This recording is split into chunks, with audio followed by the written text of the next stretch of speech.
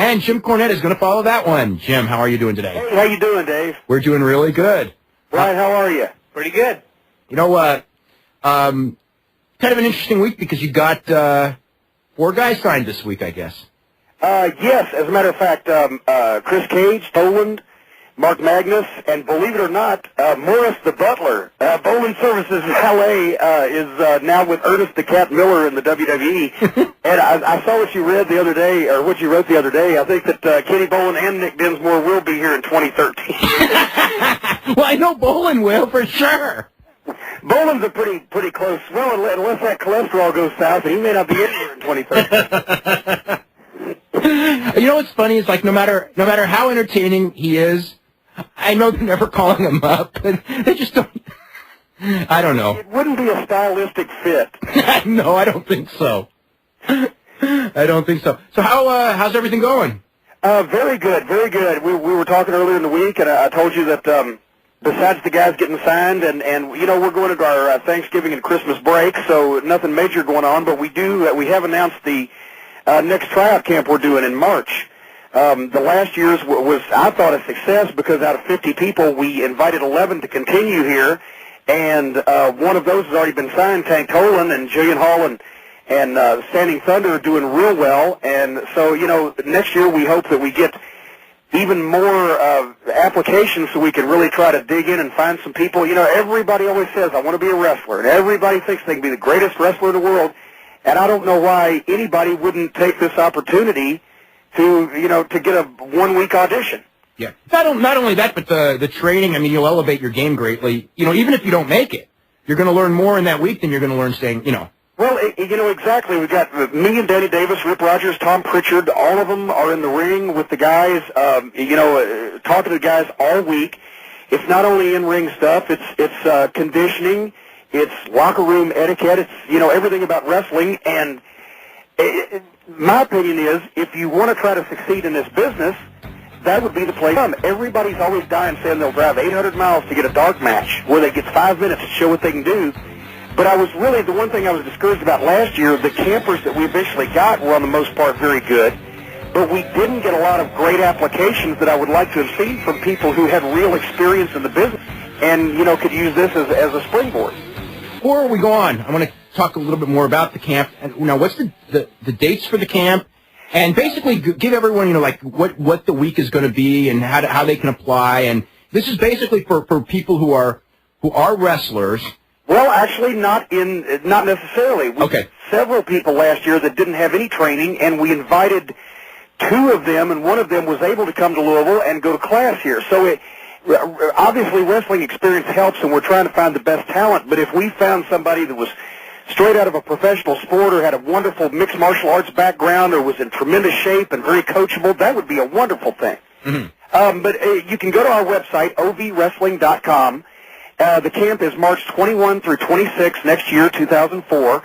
And basically, you make your way to Louisville, and for the $995, you attend the camp every day with, like I said, myself, Danny Davis, Tom Pritchard, the top developmental talent.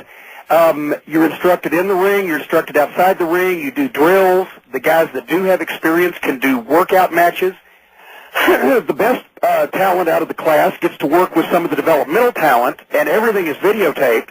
So it's an opportunity for 1 week to see what OVW does, to see what the top guys in the program are capable of, and to see where you measure up against them. And at the end of the camp, then we evaluate everybody, and the people that we feel have potential for success, we will invite them to continue and take the camp fee off of the regular tuition. That's the thing about OVW. I've tried to stress it before. If you have $5,000 in your hand and you're 6'4" and weigh 140 pounds, or you're 5'6" and weigh 360 pounds, or you're 45 years old, we won't take your money. We'll tell you that you shouldn't do this for a living. We only try to take people that we think have a chance, a potential of success in this business, even if it's not with the WWE, even if it's a moderate level of success somewhere. If you got that much potential, we want to help you. But we won't try to basically run a fast food wrestling school and, you know, take anybody that's got some money. We're not in that business. Okay. Is the camp where Mike Mondo came from? Yes. As a matter of fact, that's one thing I was going to mention. Last year, you know, people at first thought, well, is this just a camp and we'll never hear anything? We had 50 guys. We invited 11 to continue here. One of them's already been signed to a contract. Another, Jillian Hall and Standing Thunder are under consideration. Another half dozen guys are already on OVW TV and live events. And Mike Mondo, to be honest, is my favorite out of the whole bunch. Really? And then now, where did he come from? Mike is 20 years old. He came from New York, and he'd been wrestling as Live Wire for some Northeastern independents. That's right, yeah. But this kid is just, he is the most entertaining guy, and he wrestles like he's been a 15-year veteran. He just does the little things. His attitude is tremendous, and one of these days, he's a money scenario in this business some way. Nobody that entertaining and that talented can go by without getting some kind of job. Did he get signed?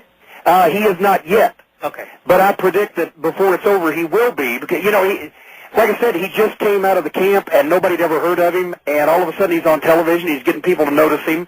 And I think in time, he's still 20 years old, so he's got nowhere to go but up. Now, how is you've got a couple of news. Actually, you were going to have Ryan Sakota, who ended up. How long was he in Louisville? He had a dinner at Red Lobster. No, he actually came through and trained here just after he was signed, so that he could get ready to make his debut. We never considered him or Jimmy Yang part of the roster because we knew it was a transitional thing. Mm-hmm. Okay, yeah, because I just remember he was going to go to OVW, and the next thing I knew, he was on TV. You got Chris Mordetsky, who just came in. What about Carly Colon? Whatever happened to Carly Colon? Carlos Colon has been here. The problem has been that I was overstocked on baby faces and kind of understocked on heels, and Carlos fit in the overstocked category, and I'm after the first of the year probably going to be debuting him on television. He's been here. It's just been a talent juggling position. Okay. Because that's another thing. In OVW, we try, even if a guy has a WWE contract, that doesn't mean he's automatically going to get pushed or automatically going to be on TV every week. Nathan Jones. Our talent, Nathan Jones. Talent and their performance. I'm sorry? Nathan Jones. Did you say something? That was an overstock. So I overstock, exactly. I book based on talent and performance, and I'll tell you, to be honest with you, the Damager, Danny Bam, now Doug Basham, Rob Conway, they were all booked in main events here before they ever got contracts. They got contracts, they were originally from here, so they were already positioned. Mark Magnus was the OVW champion before he got his contract. I try to make sure we have a nice mix and that everybody feels like it's a team instead of contract guys and non-contract guys. Mm-hmm. In the last year, as far as the guys that coming in, where do you see, as far as in your mind, time frame before you think that they would be ready, or are there guys that you have right now that you think are ready for WWE? Well, definitely Nick Dinsmore. Well, yeah. Besides Nick Dinsmore, that's the obvious. It's a given. You always go. Besides Dinsmore. Dinsmore is obviously ready. Nova, I think, has been ready for quite some time. He's worked hard, he's in shape, and he's just been waiting for his opportunity. And I'm enjoying having him because he and Aaron the Idol Stevens are making a good tag team. And Nova's got a lot more experience than Idol, so he's trying to help him out. Before his time comes. The Disciples are headed to house shows, Bane and Seven. Right, they're working a lot of house shows. And actually, believe it or not, Nick Dinsmore is booked for December live events for the WWE. Mm-hmm. So heaven knows. Let's see. A lot of the guys here now, Johnny Jeter could certainly, handle himself quite well and have good matches were he to go to the WWE now. But he's 21 years old, and he's been a pro for like 20 months, and if it's this time next year, he'd be a whole lot more ready. So, a lot of the guys could go and work on the cards, but as far as really being ready to go and be the stars that they should be and will be, right now it's an inexperienced crew, and I wouldn't be pushing anybody at this point. All right. Before we go to the calls, I wanted to talk to you about an interview that was done about a month ago on your show with John Laurinaitis. It was one of the best interview segments of the year, and I wish we had a tape of it, and maybe we will at some point. But how did you and John Laurinaitis basically set the thing up? Because it was so close to real, and the people live certainly knew that. And I mean the angle that you do, it's really interesting. For those who don't watch OVW TV, is that you actually, the thing with OVW that's so good is that the things that don't make sense, they attempt to make sense out of them. And one of the things that don't make sense is who gets called up to WWE and who doesn't, because, there are guys that get called up right away, and then there are guys that, there are much that don't, for whatever reason, based on, what they want at that given time. When they wanted two giants, they plucked two giants. They didn't, even though they were better guys. But the point is that, so you create a scenario where Johnny Ace or John Laurinaitis is the heel, is picking some guys before they're ready because he kisses their butt, and then also keeps other guys down there that everyone knows are ready, Nick Dinsmore being the classic case. And you and John Laurinaitis had the big confrontation. And, it was just classic stuff. And it looked like he just enjoyed it. I don't think he's ever been in such a great interview thing his whole life. Well, and of course now, asterisk that he's been in Japan for the last 12 years. So that's true. But the thing is that now, Jerry Jarrett, who I learned from watching Memphis television for years and years, always expressed the opinion that the best wrestling television is when people vent their emotions at each other, and the people know that they are venting their emotions at each other.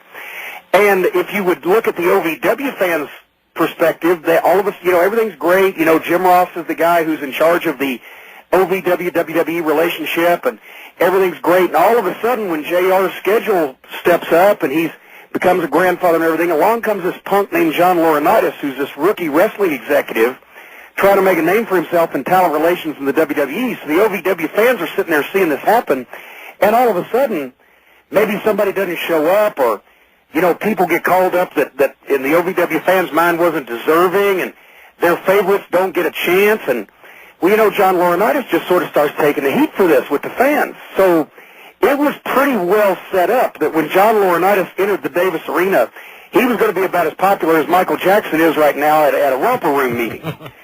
So when Johnny came out, and the people just deluged him with a "suck, you suck." But they did it. What's funny is the way they didn't do it like they didn't. I think John, okay, go ahead. He was getting a nice reaction from the people, and it was heartwarming after he's been behind the scenes for so long. So he kind of vented some emotion. Mm-hmm.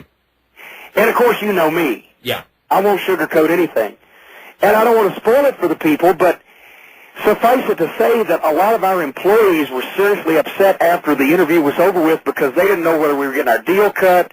They didn't know whether John was going to go back and make JR fire us or pull him all the talent or whatever. It was that heated. But I love that type of thing. Yeah, I thought that was... At the very beginning, did you approach him long before he ever appeared and say, we're going to do this angle, we need a scapegoat? What do you think? Well, actually, when you do something like that, you got a chance of being turned down. Mm-hmm. Whereas if you just go with it, then they pretty well have to go along with you. That was a great line, though, when you said that, you remembered him when he was riding skateboards to the ring with Shane Douglas, right in the middle of that thing. It was funny because, it was just not a line that anyone was waiting for, and I could see, the people in the crowd who didn't know kind of were like, what's that? And the ones who did were just like, oh, that was the wrong thing to say. Well, I knew it was going to come out of the closet sooner or later. Yeah. But no, it's really, it's something else that the OVW fans and the viewers of the show can bite into, and I think that's why that our viewers are awfully loyal. There may not be millions of them because we're not all over the country, but they're loyal because we don't smack them in the face with anything. We don't insult their intelligence. We don't just give them something without explaining why they're seeing it or who they're seeing. And, we attempt to make the program easy for them to watch so they'll keep watching it. Real quick, because we're going to have to do a break right now. This year, what's your favorite match in OVW? Damage and Machine for the OVW title, loser leave OVW. Oh, okay, well, that was that August, right?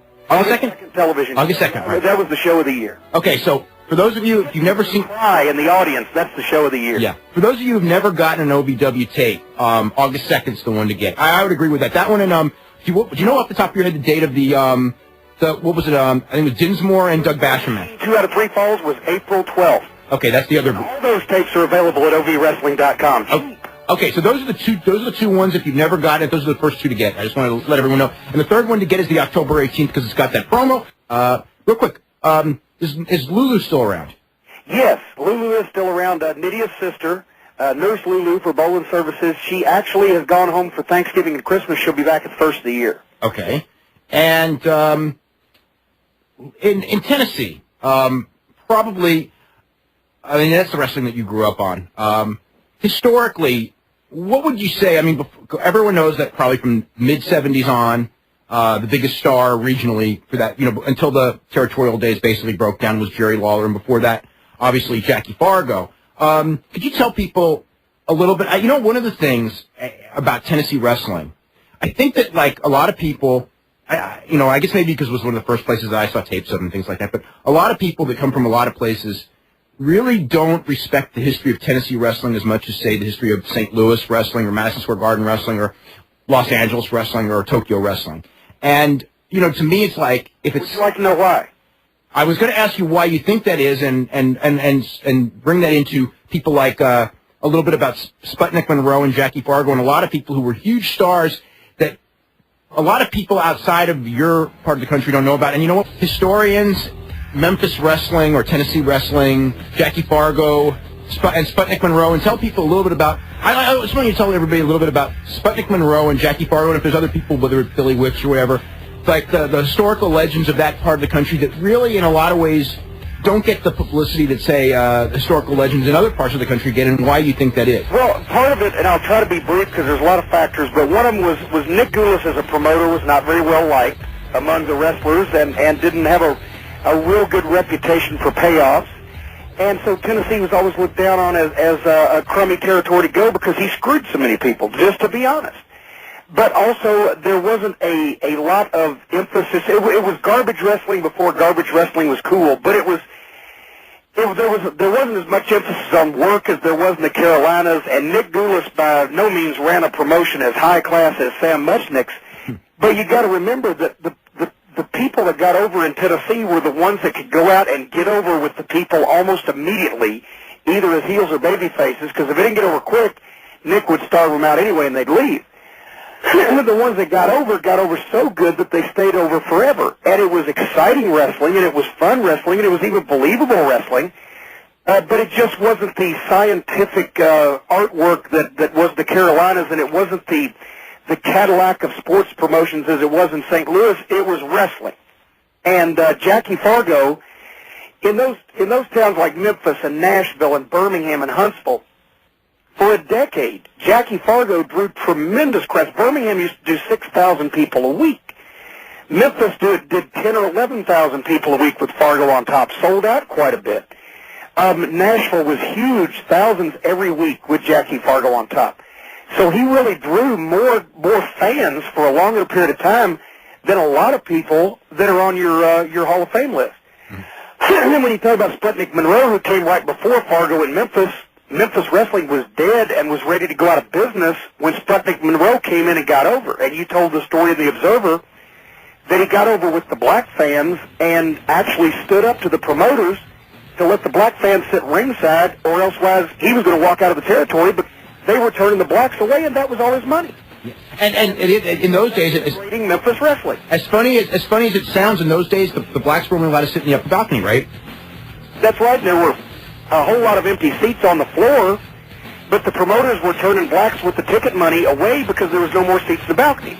Yeah. And Sputnik went out and said, "Hey, you don't quit doing this, I'm going to leave," because they were messing with his money. Yeah. So he did it, and he became a hero to the black folks. When he would walk down the Beale Street in Memphis with his hat and his feather and his cane and his three-piece suit, he'd have people following him like the Pied Piper. Jim Cornette was actually at the Ring of Honor show a couple of weeks ago, actually about a month ago now, where Teddy Hart came in a cage match, and why don't you describe what happened, because you were actually one of the first people to talk to him after the match to tell him what he did right and wrong and where he screwed up, and how did he take all this? Well, first of all, what happened real briefly, I came up the last bit of the cage match because I had worked earlier and I was trying to get dressed and everything. I come up just in time to see Teddy Hart climb to the top of this 15-foot tall cage, had to be 15 feet if it was a nickel, and did a backflip out of the ring, onto the floor, onto these poor two guys, and just wiped them out, and the people went berserk. They were throwing babies in the air. It was the damnedest thing I've ever seen, and if he'd have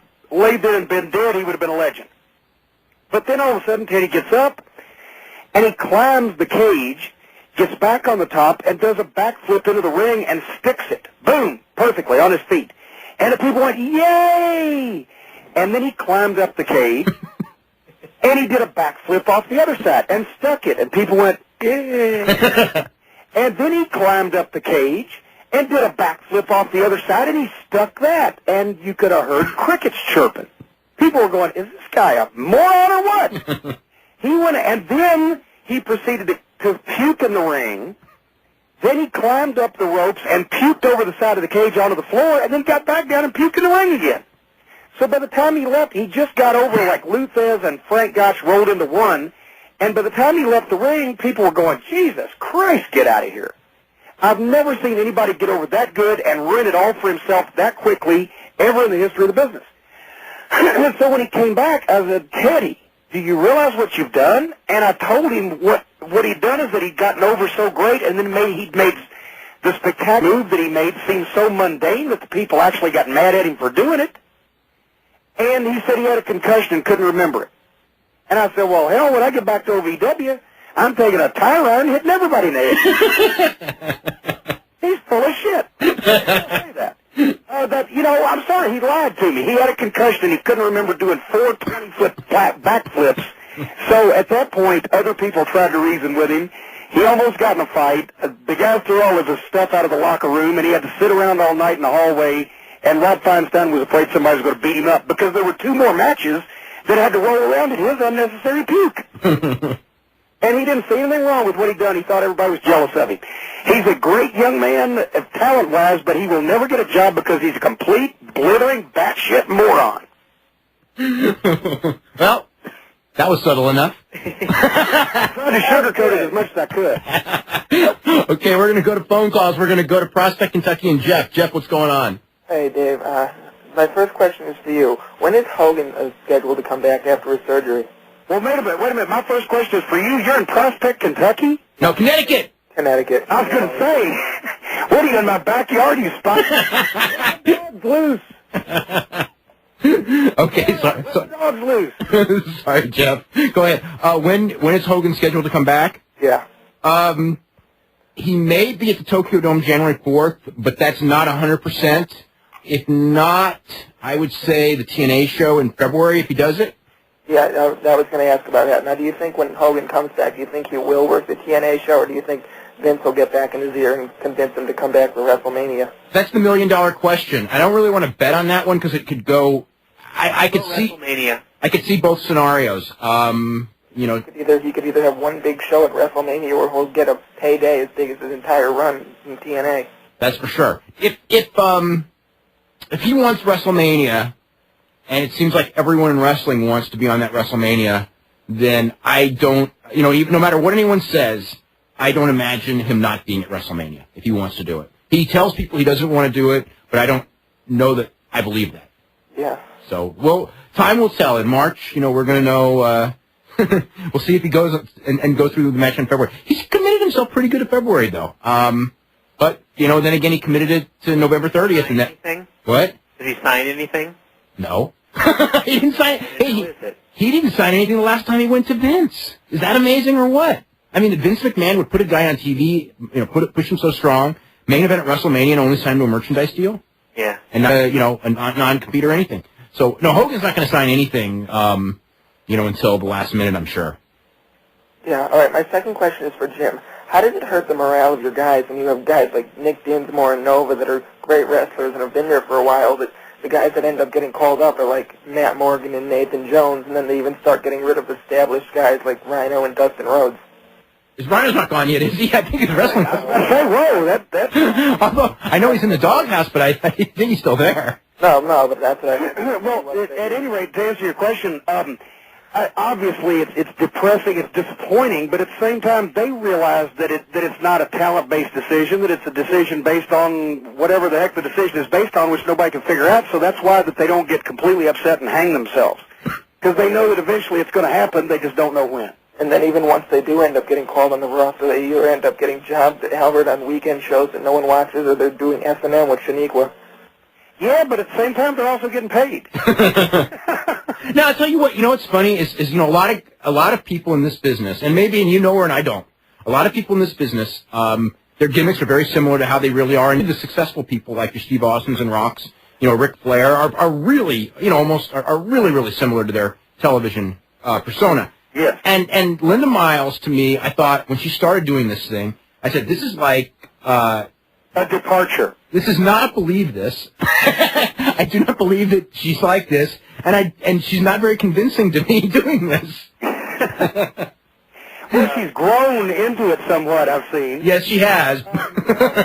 Anyway, before she left, Finn tried to give her some tips on using a cat of nine tails, so she'd be ready for whatever occurred. But probably not the greatest fit in the world personality to profile there. Yes. Now, finally, what was the decision behind WWE not mentioning Crash Holly on TV? Was it just because of the week before with Stu and Hawk, and they just didn't want to focus too much on that? Was that for me or Dave? Dave. I don't know the answer. But I got the gist. I don't know the answer, and I've asked, and no one's given me a real answer. So I don't know. The question is, how come Crash Holly was never mentioned on TV? Well, yeah, I got the gist of it. I didn't hear all the details. I don't know myself. I wasn't there, but to be honest with you, I didn't mention him on OVW television coming out the week after Hawk.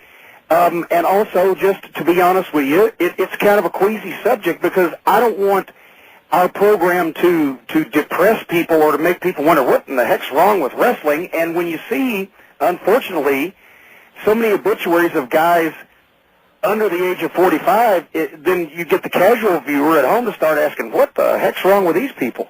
There was a valuable memo that I did send out along with a copy of the obituary in the Observer to our guys saying, look, we talk about Kurt Angle was in developmental 5 years ago. Well, so was Crash Holly, and it's a little different story. Take heed of it and learn something if you can. Yeah.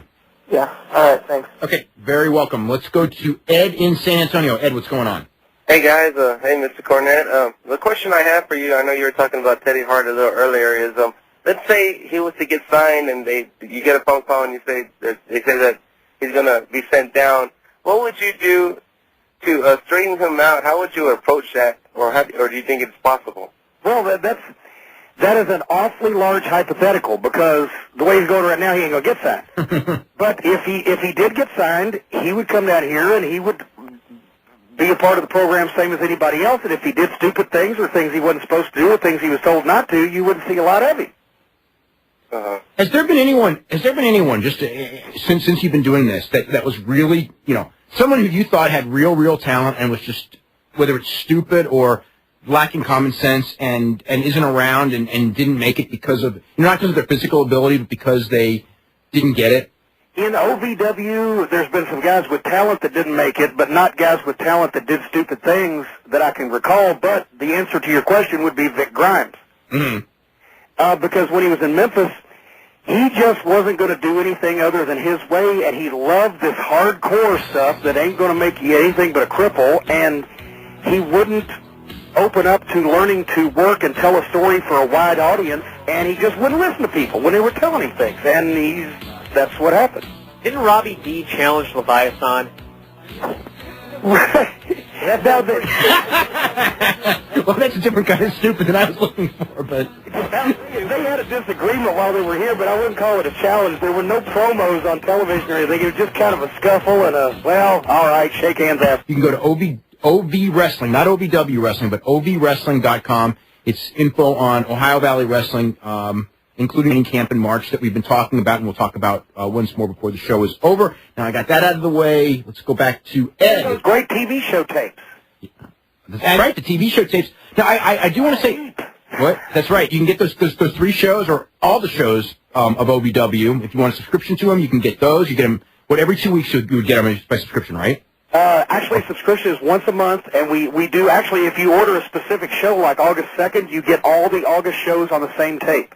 Oh, okay. Month by month, $19.95 a month. So that's like that's a great deal. $4 a week, $4 a week in some instances. That's a great deal. So now I will say that postage stamps. It's a cup of coffee, Dave. I do want to say that my favorite show was the Dinsmore Damager because of the Danny Davis promo. Yes, those two were neck and neck, and as a matter of fact, we reran or are rerunning the Dinsmore Machine show this coming weekend. We're off for Thanksgiving, and we're rerunning that because those two shows were just neck and neck, totally different shows, but just the two best things we've done all year. Really proud of all those guys involved. Oh, that's awesome. So if you order like a current stuff, you'll get that. Oh, that's good. Yeah, you can order the November tape, and you'll still get that match you're talking about. See, you can't lose at ovwrestling.com. I'm telling you, folks, it's fun, it's easy, it's good for you. Oh, man, I can't wait. I can't wait, even though it's a replay. You would have thought I paid for this. Oh, my God. That means that, because a lot of people don't know this, but Brian knows this, and actually Jim knows this as well, that my week is that I watch Raw, and as soon as Raw is over, about 2 hours after Raw is over, I'm about to go to bed Monday night, if Raw is really bad and I'm in a bad mood, I watch OVW wrestling and I go to sleep and I don't hate wrestling. And if Raw's really good, I go to sleep and I still don't hate wrestling. But that means that usually means, let's see, if it's this coming weekend show, that means that Monday's Raw, which is it's right, a California one too. It's day before San Jose. Well, whatever it is, that means it's going to be a bad Raw. Anyway, your week is set. Yeah, I know. Okay. Anyway, we're going back to Ed. Ed, what's going on? Ed, are you there? Uh-oh. Come in, Berlin. Ed is gone? Well, you're gone. Well, I'll ask the question then. Okay. A few weeks ago, the creative team came in, correct? Yes. I have two questions. A, what do they do when they're there? And B, does it seem like any of them have any clue what goes on? Well, answering with A, they watch the guys have a workout class, do some promos, and just talk to them one-on-one and try to get to know them. And B, I can't answer that. No. Here's your answer, everybody. I'm being a wise guy here. No. They didn't really communicate to me. They enjoyed it. They had a positive time. They enjoyed the guys. That's the only thing they told me. That's all I got to work on. Okay. I want to ask you, as far as, when WWE guys come to OVW, some guys, and probably 80% of the guys when they come in, you talk about their background and things like that. I mean, are you given leeway on the guys that you don't, and the two in particular are Dave Bautista and John Heidenreich that have been on TV in the last several weeks, and you totally do not acknowledge, well, I mean, John Heidenreich, he doesn't really have a strong character yet on WWE television anyway, and he's been working as Big Bad John on your show. But you don't acknowledge his WWE, and with Batista, you got him doing a totally different character, and probably a better character. But is there any Don't forget La Resistance when they had the tag belts. Yeah, but La Resistance was doing the exact same character. Yeah. He just didn't mention they were tag team champions. Nobody tells me what to say on Ohio Valley Television except Jim Cornette. That's why I love doing it so much. I can go out there and call it like a chicken fight if I want to, but I don't. Secondly, in Big Bad John's case, I felt that he was more established here as who he was than there, and I wasn't sure what they were doing or where they were going, and I didn't want to misspeak or whatever, so I chose to ignore it because it didn't have a great bearing on what we were doing here. Do something that has a great bearing on OVW, that I will explain it in some fashion for our fans. Like the doesn't really matter, then sometimes I'll decide to refer to it or not refer to it. Okay. Like with the Bashams and everything, why don't you tell everyone real quick about the birth of the Basham brothers? Oh, geez, there's actually, I don't think there's any way to tell that story quick. It did prove one thing, that Danny Davis, my partner, calls me the Weasel. Because no matter what corner that I'm backed into, I can verbally weasel my way out with a logical, rational, reasonable explanation of the falderall that you just saw making sense. So I look at it as a booking exercise. Every time they take one of our guys and they spin them around and do a 180 with them, I can figure it out. It's actually a rare talent because WWE... It's like doing, some people do crossword puzzles, some people do those little mix and match. I do booking. Okay, now, just so everyone knows, I mean, you got a phone. The Basham brothers debuted on a Tuesday on SmackDown Television. Yes. And you got, and they were, as Damaja and Doug Basham and Machine, they were the number one feud in OVW against each other. And you got a call on a Tuesday night after the show. After it happened. After it happened. Oh, by the way, we've debuted them on TV, and they're a tag team, and they're brothers now. And after you said, well, that's nice, you had to work your way out of that. I did a little digging, Dave. I did a little digging, and I found out that the real reason was that Doug Basham, who hated Damage and was jealous of him, had gone to John Laurinaitis and said, hey, here's a way we can get rid of this son of a gun that neither one of us like. You just make him come up here and be my brother, and he'll be so humiliated wearing my name and having to be my partner and my flunky that he'll quit, and then we'll all be rid of him. But Damage only played along in the WWE because in OVW, by God, he still had the freedom to be the Damage guy, to do and say what he wanted, and John Laurinaitis wasn't going to hold him down, and by God, if he beat Doug Basham in OVW and sent him to the hospital, then he wouldn't have to team up with him on SmackDown. And on August 2nd, they had a loser leave town match. Exactly. And people were crying. Yeah. Before it was over with, the fans were crying. Doug was crying. Daddy Davis even shed a tear, which is about like squeezing a nickel till the buffalo farts. You know, it was a very emotional show. Okay, we are going to go to Eugene in Chicago. Eugene, what's happening? Hey, what's up, you guys? Not too much. 2 questions about TNA. Yep. First, is it just me, or has it gotten worse since Mantell came in? Like, I don't know, I haven't watched any of his other stuff, but nothing seems organized. Everyone seems to be feuding with everyone. I don't know. Is it just me, or? I think it's gone downhill ever since that night that they had the X Division tournament, and they had the break. When they came back, I think that they lost momentum and lost focus, and it's, because they had probably their best show ever. Yeah, I think there was like 2 before that. They were really good. Oh, that was more than that. They had a string. They had a string there, and then there was a string of like 8 out of 10 shows that I don't think were good. And since it's been in, I will say I thought that Wednesday's show, because of AJ Styles and Abyss, was a pretty decent show. They had a great main event, but overall, yeah, I would say since Mantell's been there, that's the only show I would say was good. That was good. So yeah, I think it's gotten. The thing with Styles, I mean, they're doing with him what they should have done like a long time ago, Yeah, I just didn't like the Luger thing, though. I think the Luger thing, although I think that he's totally recovered from it because of that great match Wednesday. Yeah. But the Luger thing was just, they trusted Lex Luger to get somebody over, and boy, that's a lot of faith in someone who didn't deserve it. Pardon me for laughing. I was in that spot 12 years ago at 13, and it didn't work then either. And my second question is for Jim. I was wondering if he checked out any TNA shows. What do you think of some of the guys like Amped Up, AJ Styles? Mine is the Vince Russo factor, because we know how he feels about that. Well, actually, to be honest with you, I have never watched a TNA show. 2 reasons for that. One is that they're on Wednesday nights, and that's our television taping night. Okay. And the second is I was about to delve into it and start taping them when Russo showed up. Okay. And I just refused to watch anything with Vince Russo's face in my house because I'm afraid of the damage I'll do to my TV screen. Okay. So, but now that I hear he's unemployed, yeah.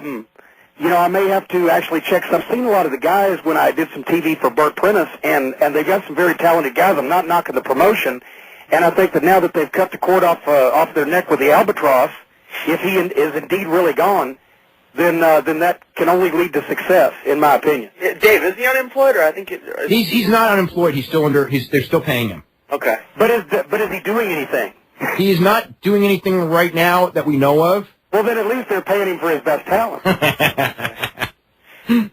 right, thanks a lot, you guys. Okay, very welcome. Let's go to Brian in Los Angeles. Brian, what's going on?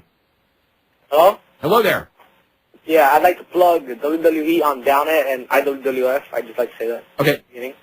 And I'd like to talk about how Dave Meltzer is a fag. Oh, that was really quick. Let's go to Jose in Detroit. Oh, how quickly they turn. I know. Jose in Detroit, you there? Yeah. Baby face in this situation. Hey, what's up? Not too much. Dave. Hey, just wanted to ask Jim Cornette if he's seen anyone that wrestles in any independent wrestling there in his area that's not wrestling in OVW, that he'd like to, have them over there and work with them. Independent guys that you've seen around the country. Before I answer that question, I want to ask, am I eligible to bet on wrestling matches on thegreek.com? Because I got a retirement fund sitting over here. Yes, you are. You guys have been. That's right. I might be checking into that later on. Yeah, I don't go very many places anymore, and I'm semi-retired down here in my Louisville cocoon. But I make some Ring of Honor shows. Like I said, I've done some TV for Burt Prentice, and I'm a big fan of Christopher Daniels. I think he's tremendous. I think he's an accomplished all-around talent. I like AJ Styles. The more I see him, I've seen him on a few of the Ring of Honor shows now. Abyss, I was a fan of when I was in Nashville for Burt Prentice. I think he's a good, bigger guy. Reminds me of Terry Gordy. Chris Harris I saw before he had started teaming with James Storm. He's a talented kid. And there's a few of the ROH guys.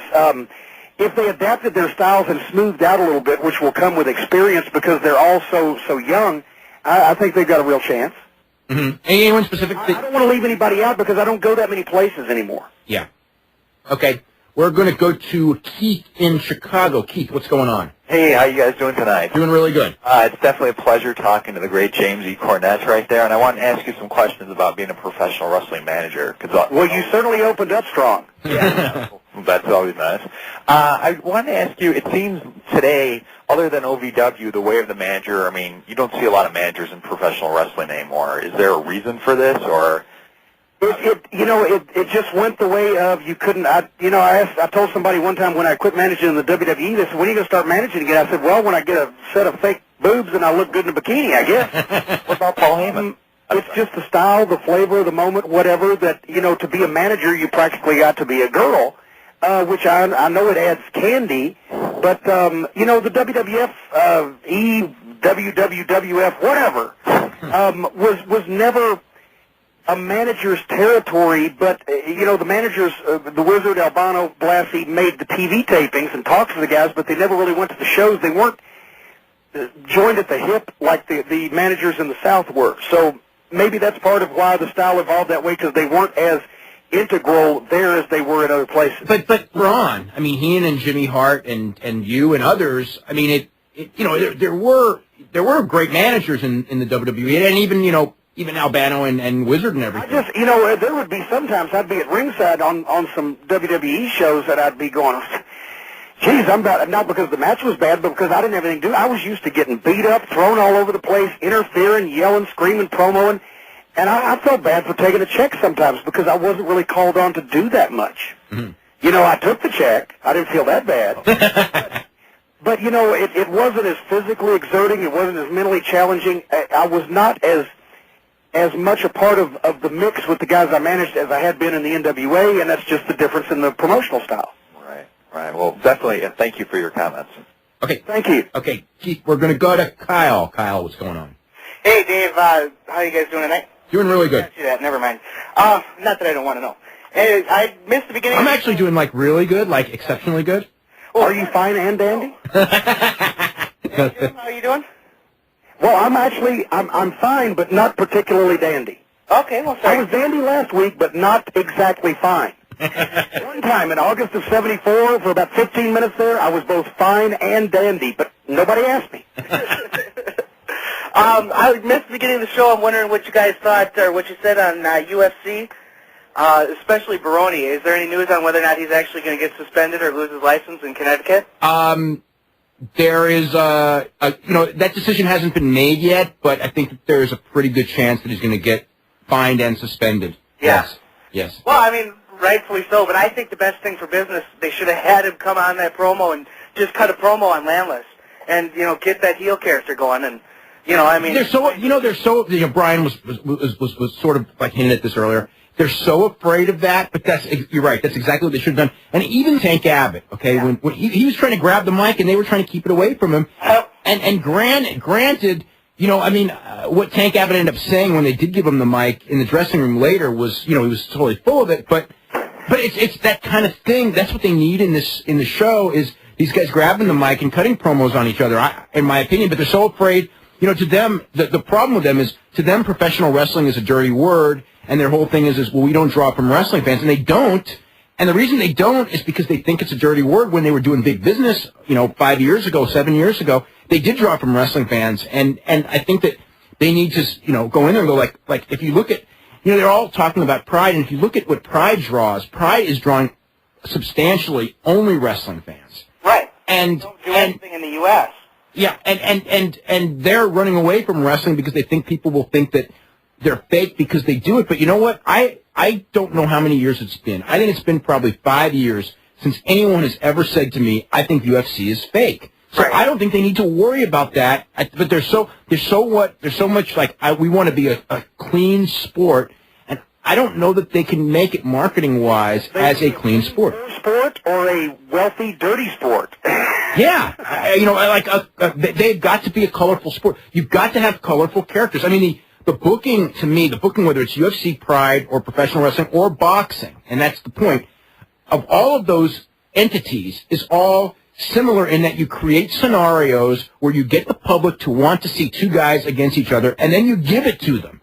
Yep. And that I think it's that simple, and I think that UFC people are just like, anything that pro wrestling does is wrong because they're not real. And it's like, no, actually, the pro wrestling people, more than the boxing people, have learned more different ways and different scenarios of getting this. And then you can't copy everything wrestling does. Of course, you can't do the birthday cake in the face and things like that. But you don't need to run away from the ones that work. Right, and the problem with UFC, too, and especially Joe Rogan after the Tank Abbott match, they're delusional if they think they're going to be mainstream sport, probably at least in this decade.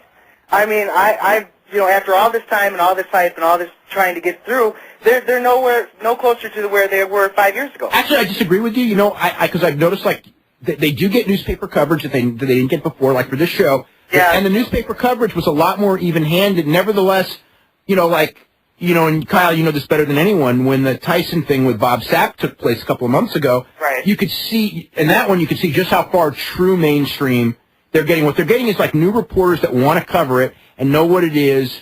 Don't call it. Editors, not funny, but the editors still think that it's something that we should never give any credence to. I mean, the problem, like my station, is you talk to the talk hosts who are going to be the opinion setters in the city, and they're still UFC what? What is that? And then you explain it to them, and they think it's barbaric. I mean, they're not going to get past that until those editors and those people in those positions are gone.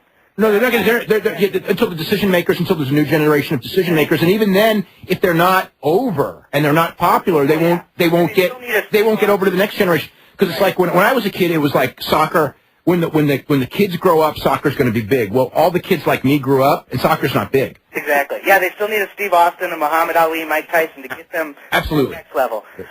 One other thing, I think I've come up with a great money-making idea for him, though. I think next year for the Hall of Fame, they have to make the two people fight. Fight gets in. That would be good. Everybody, everybody wanted to see an angle out of them because they know that like Ken Shamrock and Horace Gracie don't like each other. And then they get there and they're all respectful and. Yeah, that killed it. I know. You wanted to pay to see them fight, and then they're like almost like Eric and Vince hugging. Yeah. You know what? That's what it was. It was Eric and Vince hugging right there. Yeah. Yeah. I just want to say, Jim, I think the best promo you ever cut in your life was on that woman at DQ. Oh. Maybe Dave will play a tape of that one sometime when he's ready to go off the air. I still laugh to this day when I think about that.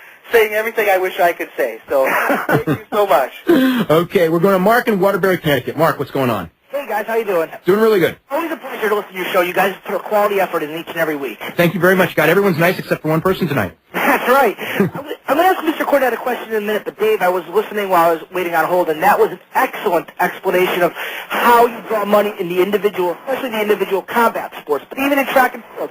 It's as much about developing the personality. You're right. Track is a great example of that because nobody really cares about track, but when they can hype like two guys, and it doesn't matter the event. If they hype two guys in an event larger than life like this duel, and then people will really get into track. Look at Tanya Harding and Nancy Kerrigan, the biggest grudge match ever in the history of skating. That's not only is that a pro wrestling angle, but Hulk Hogan created it 2 years after it happened. Or actually, it was the same year. I should take that back. But actually, they knew Hulk was going to do it, and that's where they got the idea.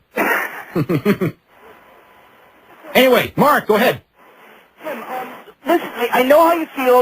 We all, the old-time fans, the death of the territories, wrestling will never be the way we ever liked it or, want it to be again. But my question to you is, with that having been said, when it's come time for you to retire to your island empire with the fortune I'm sure you've made in the business, do you see yourself doing one last run in Titans?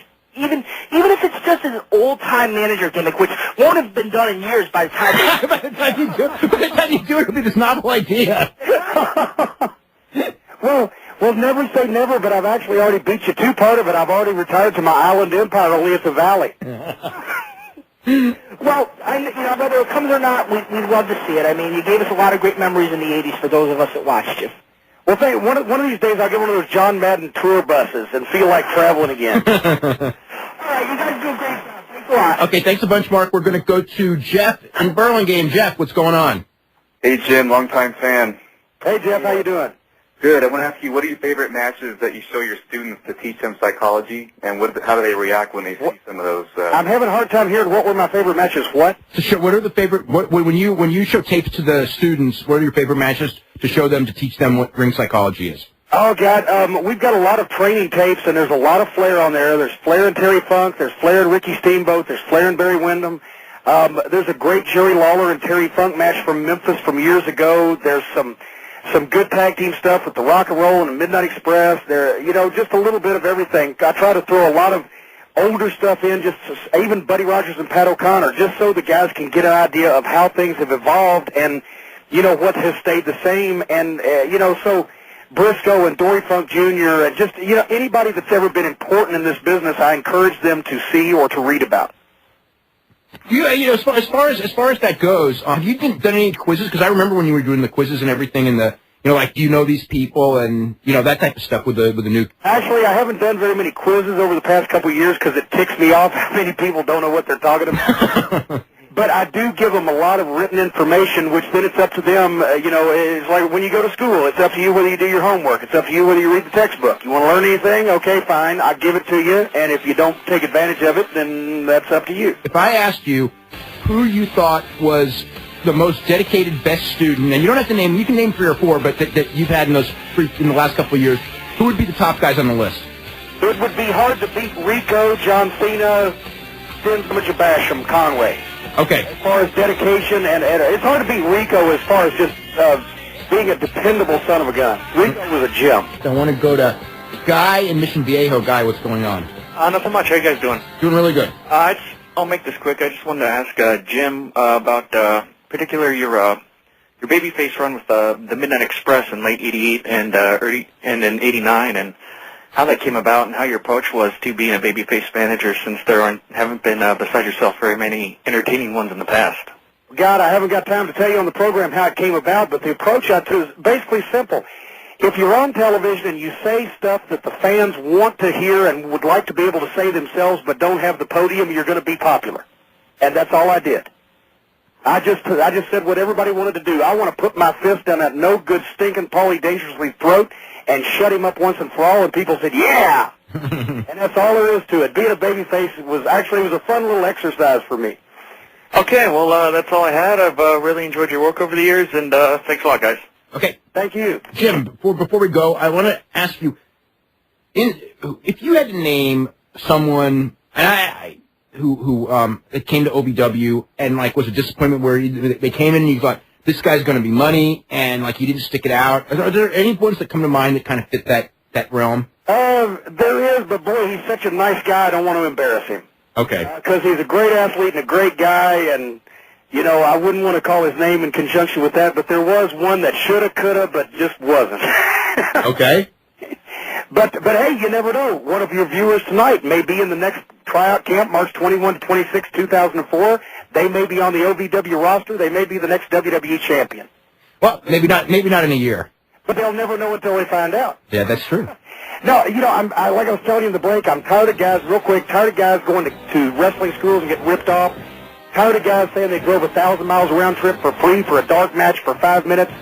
The camp at ovwrestling.com, you can find out how to apply.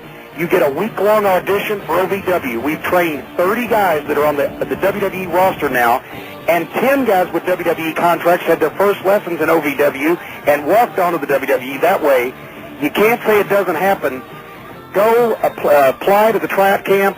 It's a cheap way to find out whether you got what it takes, and you could be next.